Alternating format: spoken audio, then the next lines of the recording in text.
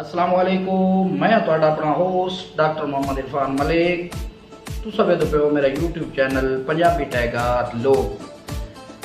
ते सानू अज special Vietnam तो फरमाइश की जनाब साडे वीर साडे प्यारे भाइयों ने, जनाब अली भाई हाल वियतनाम। तो तुसां दोस्तों के अगे गुजारिश है कि मेरे इस पंजाबी यूट्यूब चैनल नू, पंजाबी टाइगर लोग चैनल नू ज़्यादा तो ज़्यादा सबसक्राइब भी करो, दोस्तों नाल शेयर भी करो, तो मेरी सारी वीडियो में एंड तक वेख के उन्हें लाइक भी करो,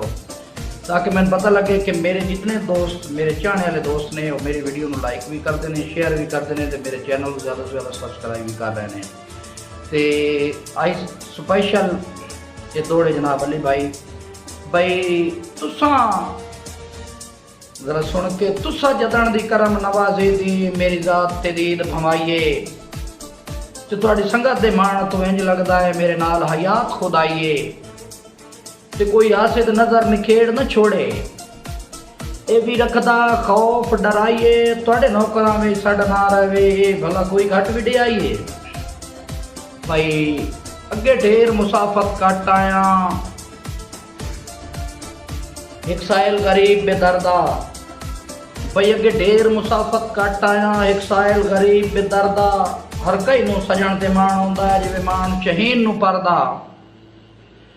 ते ज़हर तू वध के असर करेंदा है एक डंग बेदर्द बशरदा, चंगा सजण हयात जे छड़ जावे बंदा राह भुल वैंदा है घर दा।